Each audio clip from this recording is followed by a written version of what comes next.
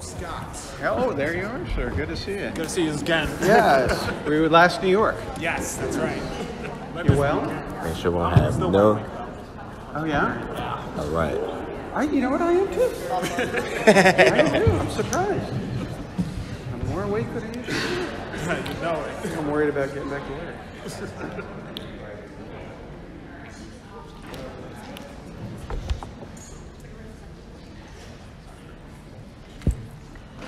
Just raise your hand if you have a question. We have mic runners.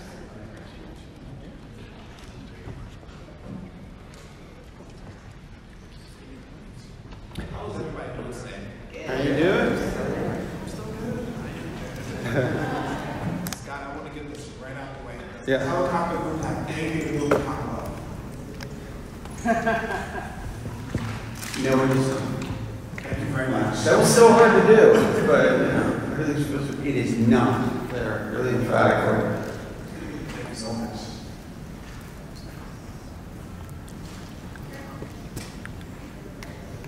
I feel like every season the world kind of expands and then contracts back like some characters. What kind of overarching kind of bigger thing are we venturing into, and how does that affect the character relationships? Well, Talk about in the back half. yeah, and I mean, I would say, without giving something away, the world is going to expand in a big way, and by the time it gets to the end of the season, it is really going to shake the entire group to the very core and really change the show in a way that will launch us into season 6 in a really big way. Yeah, the world of this show changes quite a bit. Wait, you totally laugh. No, what are you laughing?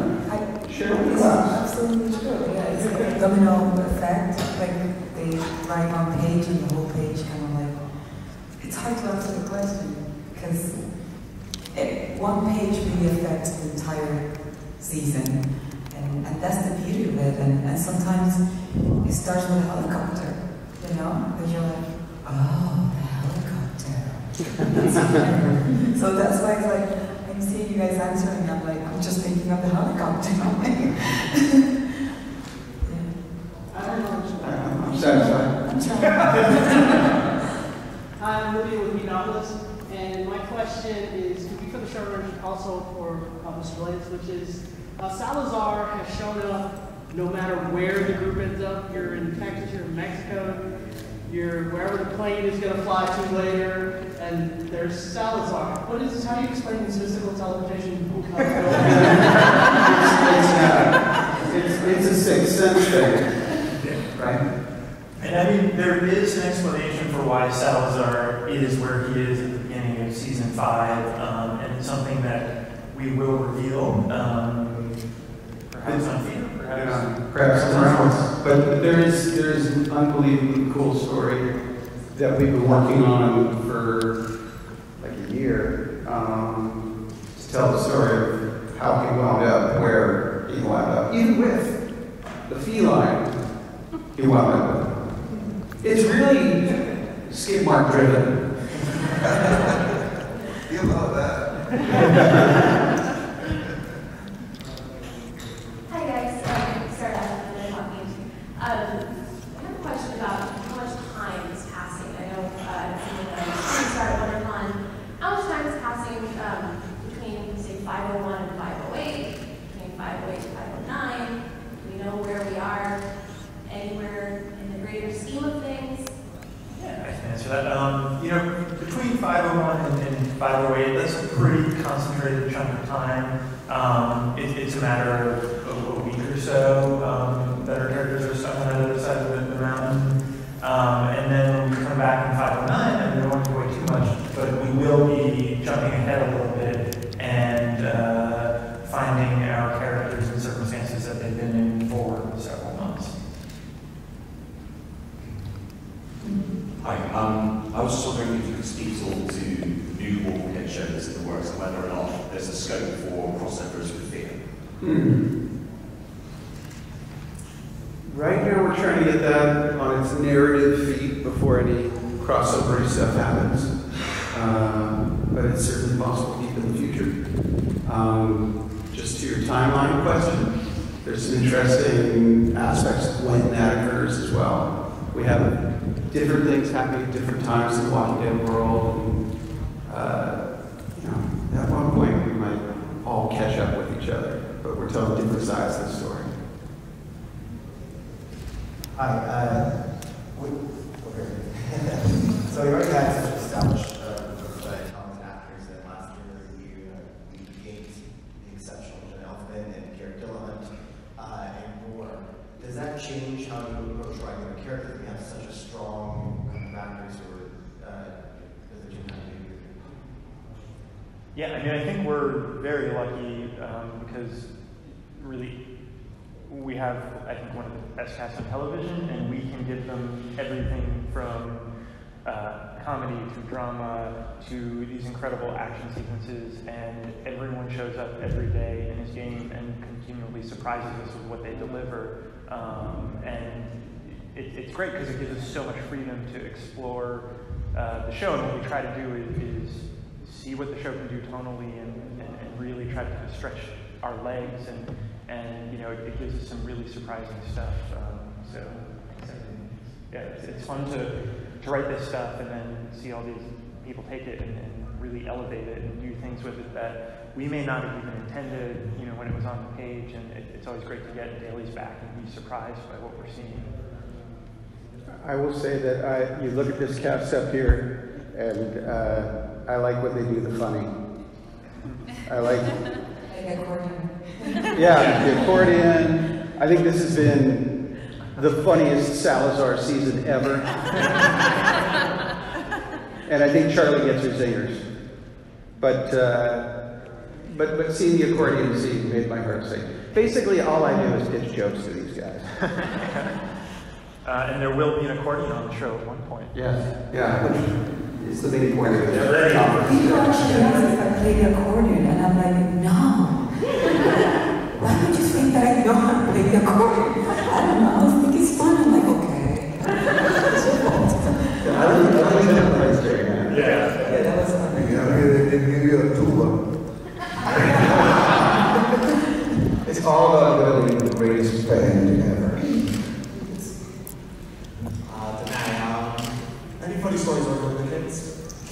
Oh my gosh. Okay, when I was, this is funny, but at the moment, usually the funny stories in the moment, they're really not funny. So the planes crashed, it was raining and it was muddy, and I had to be on the ground and it was wet. But you know, you're used to it, just go for it. And little Cooper, he's holding, you know, his two hands in my mouth with the pole sticking, and there's like blood on the board, the whole thing, and it's really sticky. So he's not used to it. So he's, you know, pressing. So we just in between takes. And the poor little Cooper gets, this is my face. This is, you know, he's like holding me. When Lennie says, Morgan says, hang on to her, I'll be back. That was the moment. So he's hanging on, this is my face. So he gets a bit cold, he gets chilly, and he's like, and I'm like, oh, Cooper. He's like, that was not good. So my hands are sticking to your pole and it's wrong. And I'm like, if you want to do this again, you can just don't do this because then you'll be a problem. But just let me know. I was like, okay. But that was a huge bonding moment with me and Cooper. He's just looking at my face and I'm like, okay, well, because we're ready to do this. Was that funny? I don't know. It was like life and death right there. He's adorable, by the way. We have, you know, just to answer a little bit of, having kids on set really changed the tone of the entire set. Even the crew, it's really nice to have, you know, this, open the door of the van and just a bunch of little kids come and they look like kids in the apocalypse. It's really adorable. I'm Veronica from Fansided. Can you tell me more where June and John are going? It just seems like, you know, every time we get happy birthday, like this last one around the corner, we're gonna do it into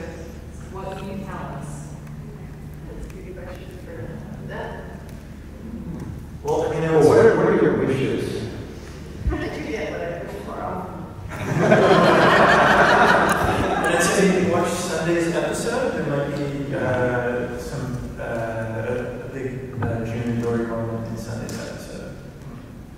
Yeah, I think it's in their reach, and I think it's the expansion of the relationship. You have to go through things, but unfortunately, in this world, it's the universe that shoves them into their discomfort. They're so good together.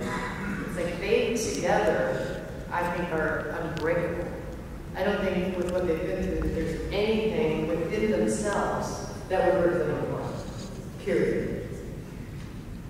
Outside of themselves, with things that are absolutely beyond their, it would take absolutely beyond their control. But it's part of the growth of the characters on how they respond to that, how they deal with that. But I think within them as a unit, nothing can take them apart.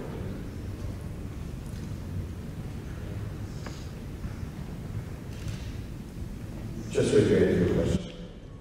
Try to drop the mic.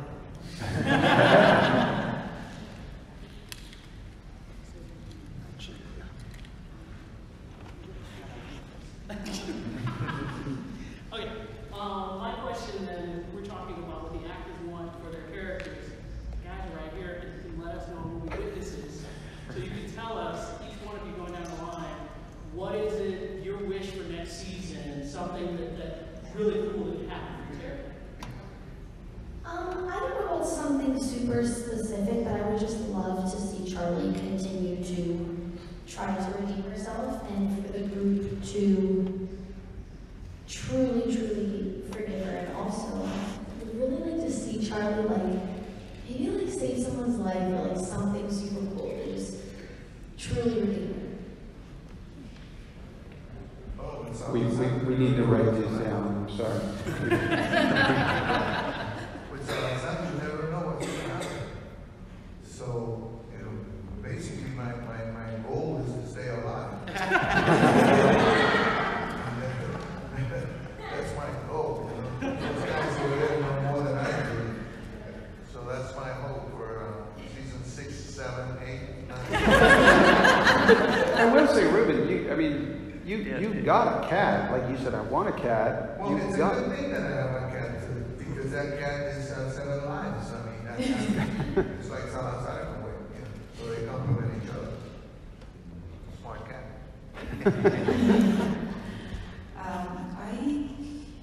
Throughout this year's seasons in Luciana, I feel like, she's proven herself physically, now emotionally and mentally. Especially this last season, it was very mental for her. It was not that much, going out and kill. It was more about her getting stronger mentally. Going forward, I think it's like a full circle. She's strong physically, she's healed, and she's strong mentally. I'm very curious to see who that woman is now after all that she's been. She knows what it's like to stay behind, which is against nature, and she knows exactly what it's like to be out.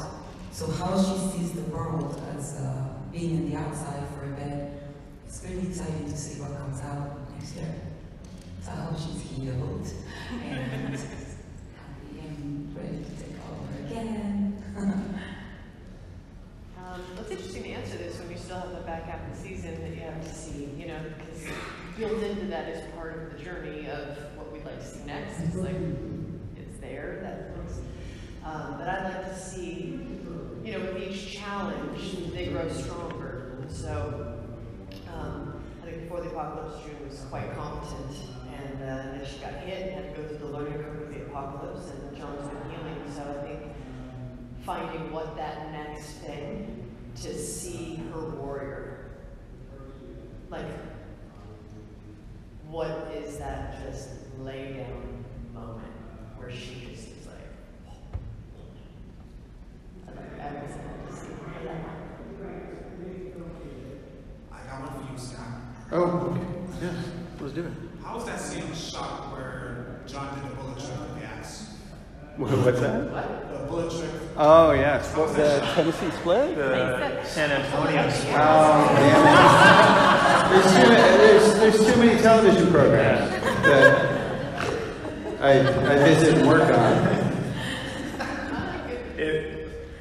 I'll jump in here because I think Andrew should jump in because I cut it and everything. It was shot with a bunch of different tricks, but obviously Garrett is very good with weapons, and he's a marksman outside of the show, but he cannot split a bullet with an axe all the time. Maybe he can now. There are some that can, though. It is a there real are, life thing. I mean, we literally went to the Gene Autry Western Museum, which is in Griffith Park in Los Angeles, and looked at all the trick shooting that like Annie Oakley used to do. So it is based on real trick shooting. But when it was shot, you know, Austin was on the ground holding up the axe, and then we had some specialty shots of the axe where it was stabilized, and our special effects department had rigged it up with sparks, so that kind of provided the spark, and then the magic of visual effects provided the split bullets and the double walker hits.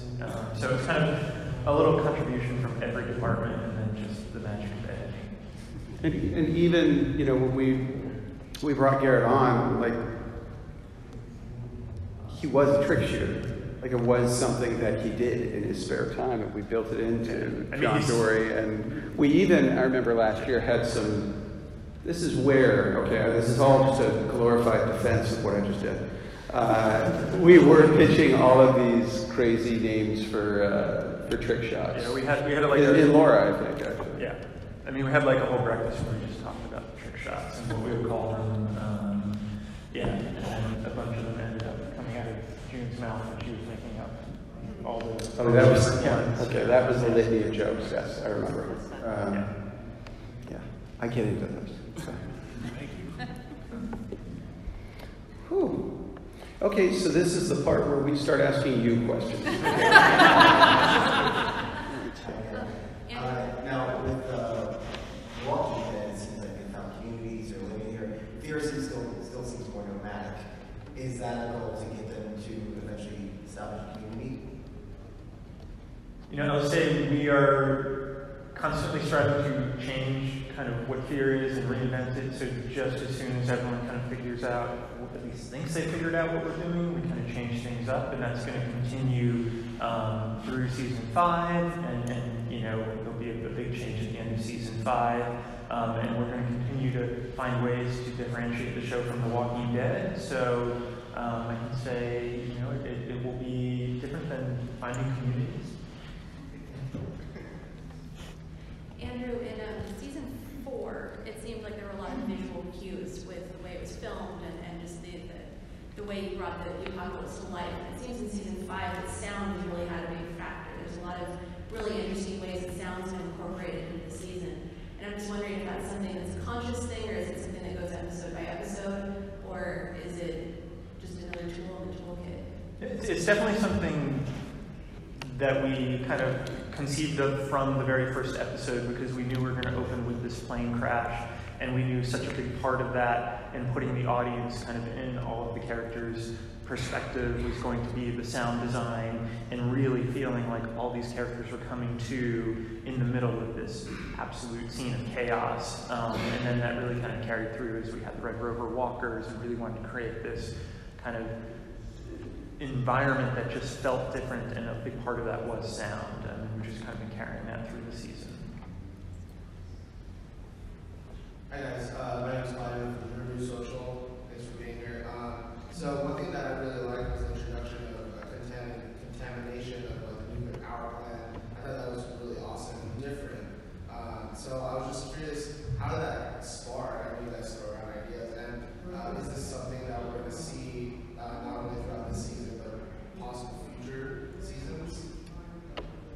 Well, I'm going to say Andrew has a really good answer for that. Yeah.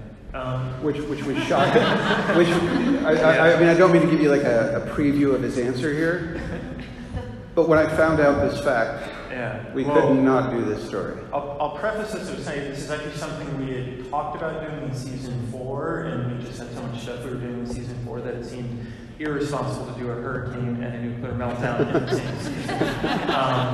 But the other reason we did it is my dad is a nuclear engineer, and he's worked in the nuclear power industry ever since I was a baby, and it's something I kind of grew up in, and I just always in the back of my head said it would be awesome to see what that would be like in the zombie apocalypse.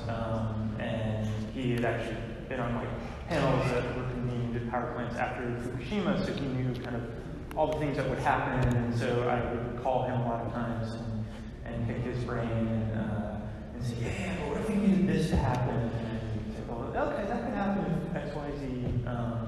So believe it or not, there is a lot of research behind this. My dad helped legal work on malls, so we didn't use his advice on this. Yeah. Pardon me, when I think about it, he did a little bit of spoiler, but you saw it later in the trailer. Won't go further than that. Hi, I was just wondering if being a part of the show has made you create your own zombie apocalypse plans? I like Robert Kirkman's The Most, and I think at first saw him give that extra wild bodies of a family he was on. But he said he would throw himself immediately off the bridge.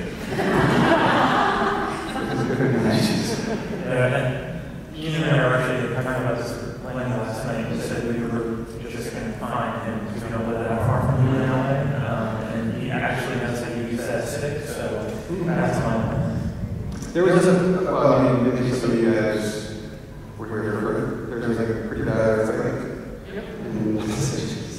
And suddenly your mind does go to the last, suddenly my mind does go to the last 10 years of thinking about this stuff and being like, okay, food-wise, my cousin moves from everywhere else, dating himself. I guess it's really more dating. Jenna? I definitely started researching custom-made emergency kits made by specialists, and I definitely with the budget in point of view about what I might need for me and my family. So, yeah. And then you feel prepared for it? Not willingly, joyfully, but it's definitely giving me a broader insight as to the thought process in the planning. You know, this is funny. Every time we do Talking Dead, the crew gives this beautiful gift. And lately they've been put us here and they gave me this bag. I have the cross, like the emergency cross. And inside, a flashlight, emergency kit, I have 3 of them. And I have this. And then I'm like, let me open this. And I realized, I'm ready. It's Talking Dead. I don't know if you guys noticed, but I have like a lot. I'm like, if I do one more talk show, I'm like, I'm set for my entire block.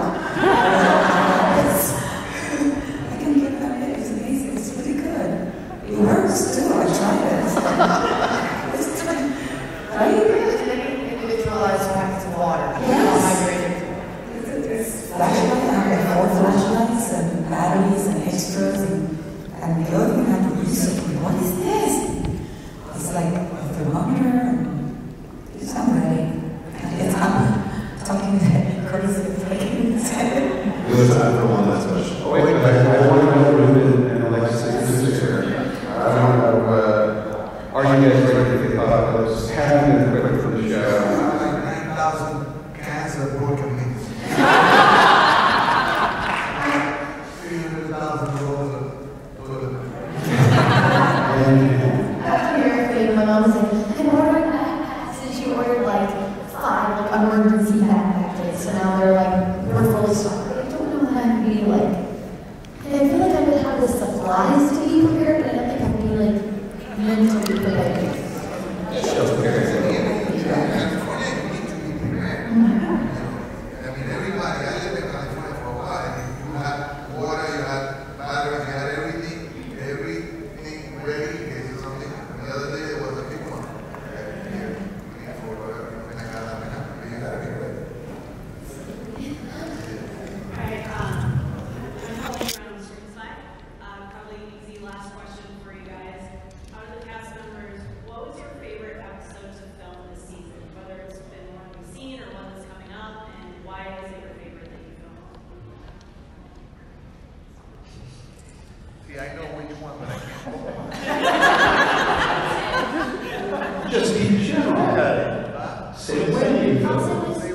say like you did a month ago, or I don't know.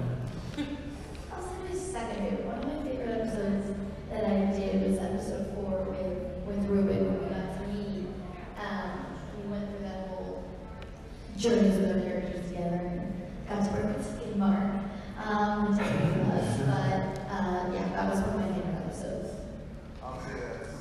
I can talk about that one, and I agree. Yeah. The other one is a great episode because it made it, I mean, for me it was special because I did something I never do, you know, and I did make a fool of myself doing it, which I couldn't easily. So I had a ball. You know which one I'm talking about? I'm pretty sure. Okay, but I can't talk. Cool. We're gonna do photos. Okay. Thank you guys.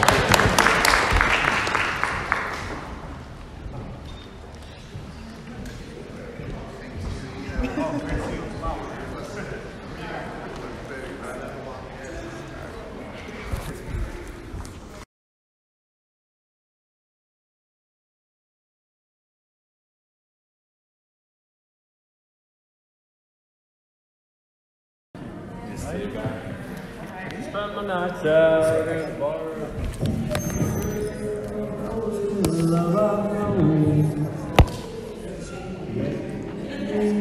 Meetings.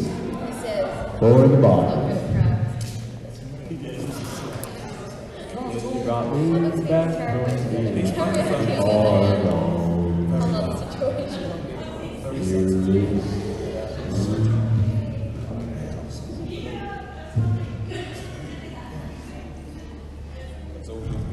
All they're gonna have in that new crew.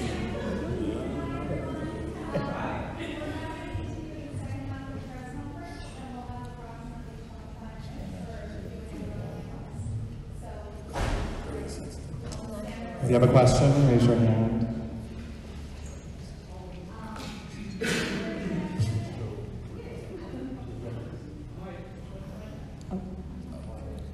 Hello, Austin.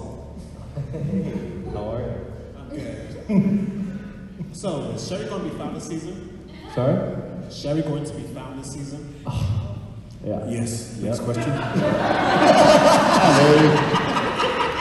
He's without his many love interests. He's super bummed. Lennie will be answering everything. Yes, next question. Good answer. Good to see you though, man. Same here. Oh, hi. I asked the previous group this, so I definitely want to get the rest of you your answers. Has this show, being a part of it, made you think about your own zombie apocalypse plans? You know, at a time now when anytime I see we're walking in the woods or anywhere that's scenic and beautiful, I used to think coming from Ghana, I would break out into song. And now all I can think of is, wow, really cool if some walkers came out there and you name it, it's like botanical gardens, you name it, all I think, I just go dark. I feel like step one of the apocalypse plan would be to stop sharing it.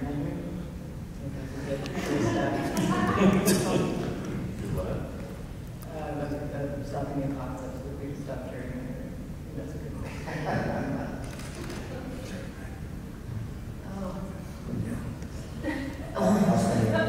Oh, is it my? Yeah, I do. Something's going on there. So I do think about it. I have had dreams, nightmares, and yeah, it's part of my thought process. I feel like it was my whole time. There's a very weird thing that happens when I'm filming the show, where I start having really lucid dreams. And a couple of times my wife has had to leave the bed and go someplace else because I'm literally fighting zombies. Sounds great.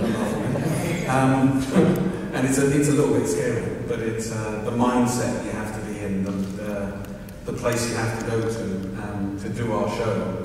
It kind of manifests itself in strange places, and for me, I get really lucid dreams. I wake up in the middle of the night going, "No, you can't go there!" and things like that. It's weird.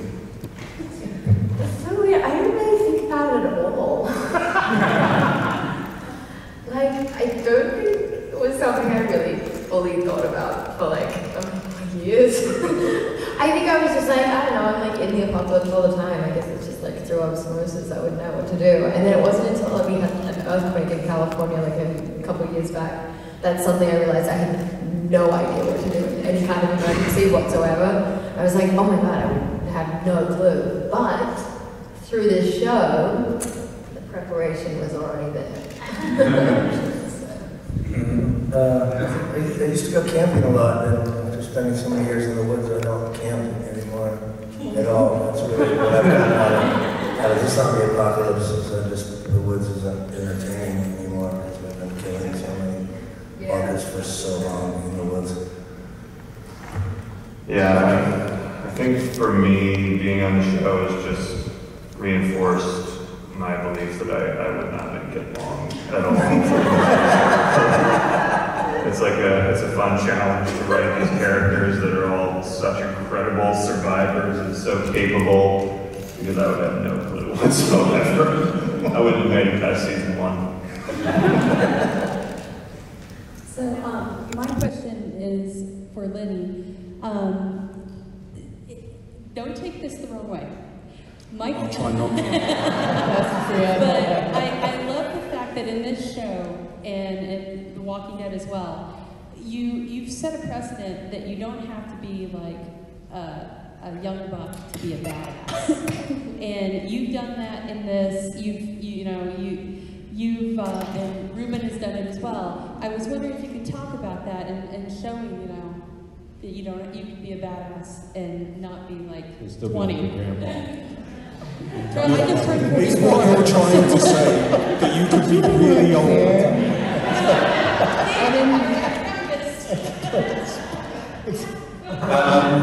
I was a badass long before this show.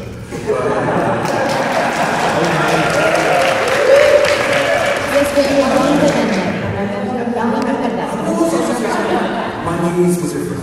I think it's the nature of this genre, it's the nature of what Kirkman created all those years ago in this, that he already laid it out with a variety of people. The very premise of it is the different people who can survive. I think that the best example of that I can come up with to a greater extent is, like Alicia's character, who was a child when it all kind of started and who she's manifested into, but also Melissa McBride's character, and what's happened to her and her kind of transformation, and they're, very kind of different people. I mean, being a badass, as it were, there's a few of us who don't cut a regular shape, but that's part of what this genre, one of the things I like about this genre is that it's all encompassing, right from its very inception was diverse before people were using that phrase to describe what was happening, and it not just being monolithic. So if I am a badass, it's because this genre made me one. Well, it didn't make one because I was wonderful. Help me to continue to do one. Hi, this question is for Alicia. Ladies has us with the wonderful blood splatter to the face. I'd like to know what Alicia with a Y thought reading it compared to Alicia with an I did performing it. I'm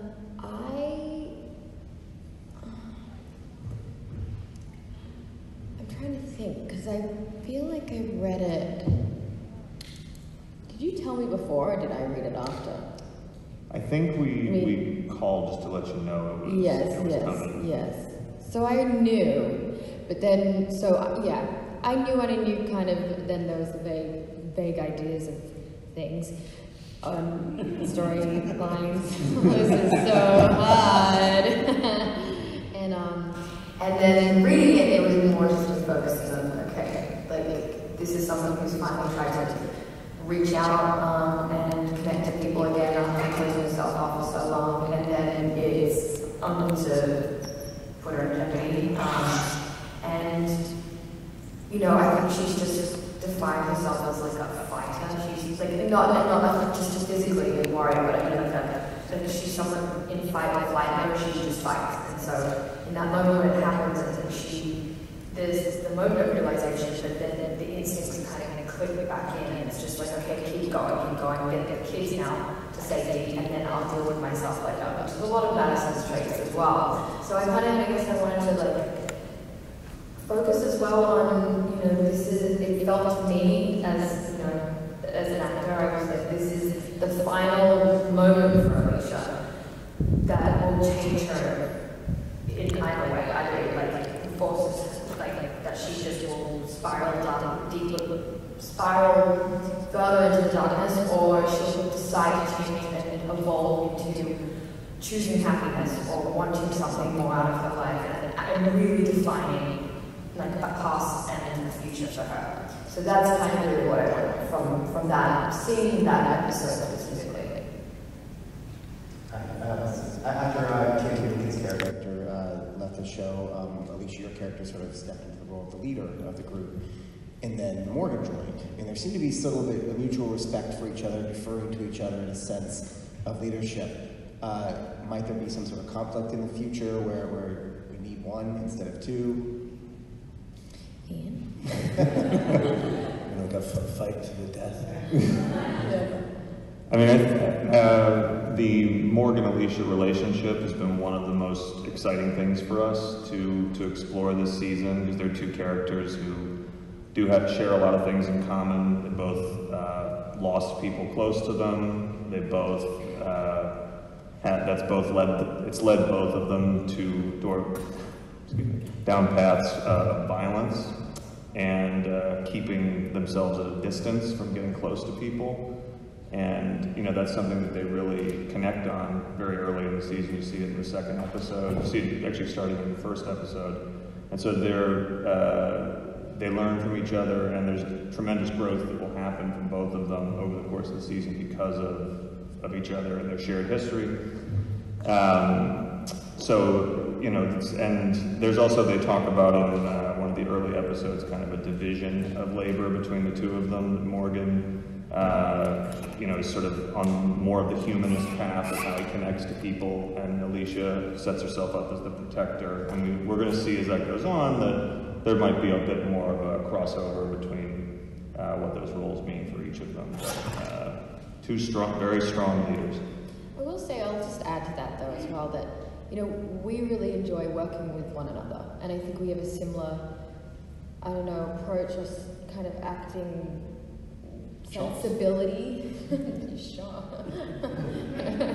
That means we're bad or good. Always good. That's good. And so, even when we just first came into it, it was like, I guess there was an ease to it, and that just sort of was instantaneous. And also, I think that there's a sense that, you know, them going to war about who's the leader is kind of conventional. I feel like I've seen that. There's something different going on here, which is that they're both kind of reluctant leaders, and Morgan feels himself to be a really good number two, and Alicia, to a certain extent, doesn't realise just how powerful and how strong and how smart she may well be, and the two of them together can help each other get to that place which will benefit the group. And if they succeed together, and if they fail together. But I think and I haven't seen that story told nearly enough, and I'm much more interested in telling that one than the one where we fight, because I've seen it. That was really great. Thank you. Can I go home now? Because that's kind of it for me. Yeah. Hi. For anyone who'd like to answer, if you could bring one character back to the show, who would it be and why? Shiva, because I like tigers.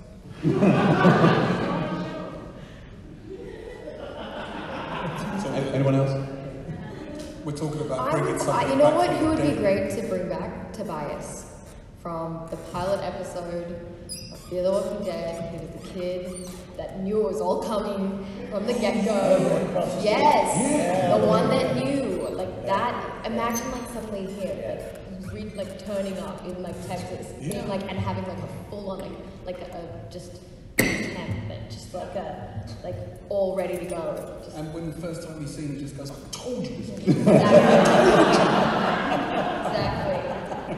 I told you. Like Tobias, that's it. Duh! Called it. Can I ask, when you're talking about being in this super what is your self-care? What do you do to pull yourself out of the darkness? Is that a question? A lot of arnica.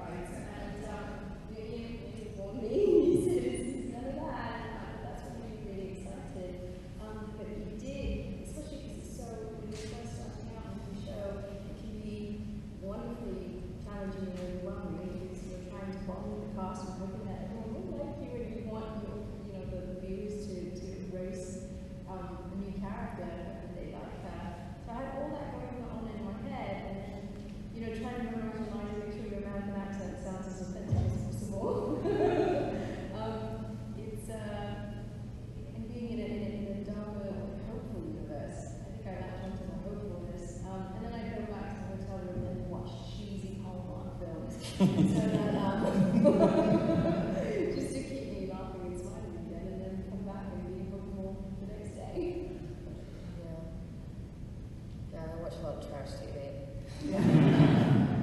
I think also there's like a real importance of like separation from who you are and your life, and then the separation of like work. That's very important for me. This question is actually for Karen. You answered half of my question, but the other part is your character was mired in a lot of guilt about all the people that you thought were responsible for dying or whatever, and now that you're part of the group, is there a character that you're kind of paired off with? Because the show kind of pairs people off and kind of sets them up and kind of clicks and moves them around. And can you talk about who that character would be? And the next question is, who do you want? What person do you want to have scenes with?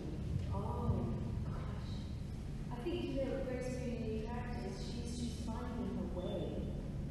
Every day she's now going to be more encompassed, the past, dealing with the past, and she's very much kept to herself. It was a fine line when we first started this journey. I was talking to Ian and Evan, Mikey too. She didn't want Grace to come up with anything cold. It's just that she was very body focused to the task at hand of trying to clean up this mess at the nuclear park that she was very responsible for. So it's trying to find that fine line to keep her still likable, but obviously she's very proud. The first thing I say on the show is to Morgan and tell him to take his clothes off. I was like, oh, this is a lovely introduction, great. You can't really see the smile on his face behind the fogginess of the mask. But I think it's as far as plan goes, my first scene was with Alicia and Morgan, and it was such a wonderful introduction, especially with these two, because they've been through this journey and this universe.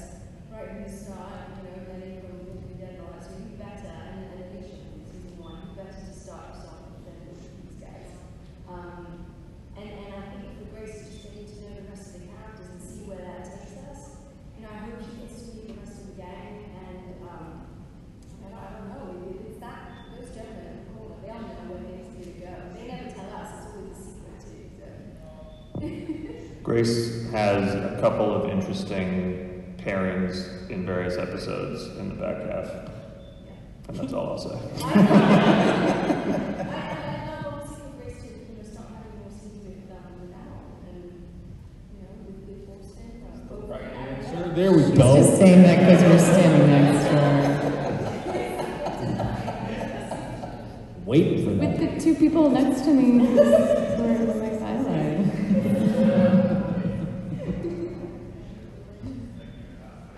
Hi guys, first off, congratulations on season 6. So exciting. Yeah, that was a surprise. We just found out. Literally, we didn't know. It was almost very casual too. We were all like, okay. Oh, cool. Maybe I don't want to come back. How do you think about that?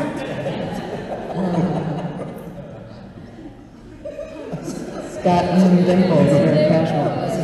It's just gone sideways.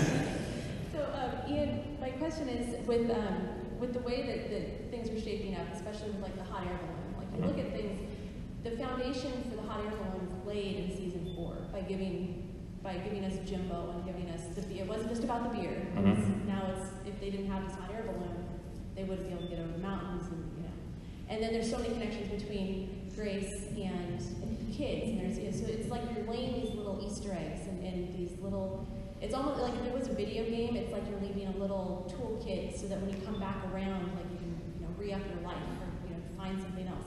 Is that something? Now that season 6 is official, are you laying those same things in this season? Are you that far ahead to where you know what's like? There's things that could be happening now that we'll see in season 6? Oh, definitely.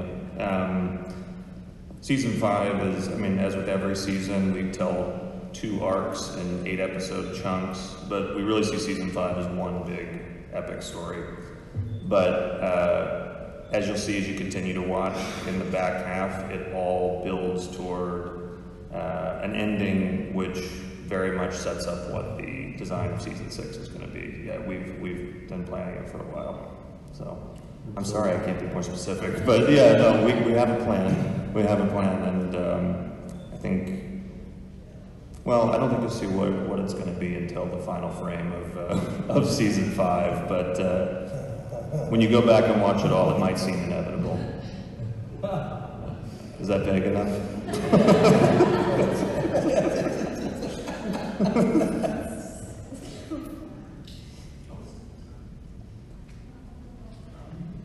Austin, how much more of you and Dwight, how much more of Dwight and John are going to get for the back half? A lot. More than anyone can handle. You have some good.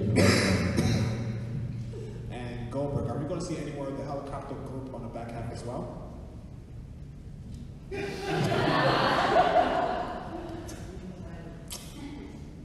have to watch that.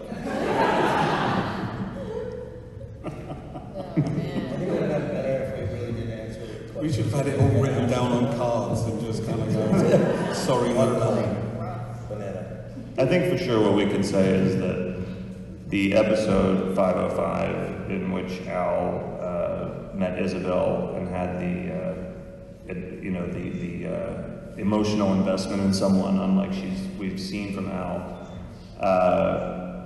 we're going to see the ripple effect of that on Al, both emotionally because she allowed herself to open up to someone, and we saw at the end of that episode that she opened up to Alicia and Morgan, even if it was just telling her last name. So we will see how it changed Al, and that change in her will continue to play out as the season goes on.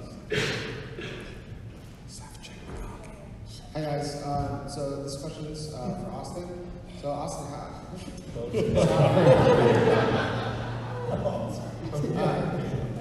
was it being called to come as a crossover on Fear the Walking Dead?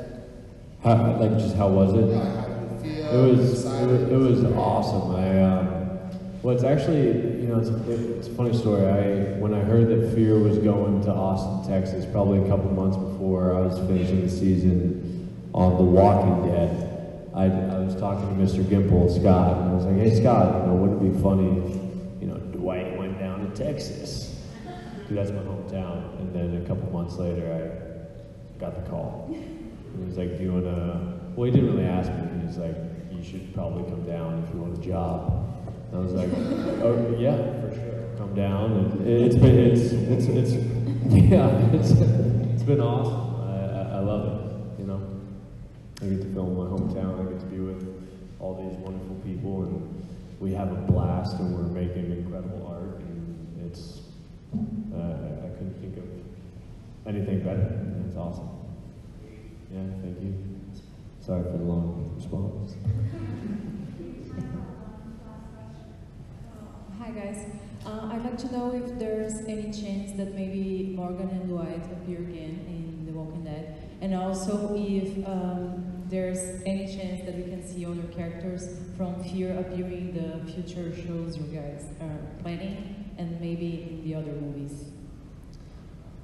Well, I think what is so exciting about having Morgan and Dwight cross over to Fear is that this is a universe that is constantly expanding and finding points of intersection in surprising ways. So I'd say this is more a question for Scott as sort of the chief of the Walking Dead universe, but I think anything could happen, which is really exciting. I think I would be shocked if this was the last crossover from one section of the universe to the other.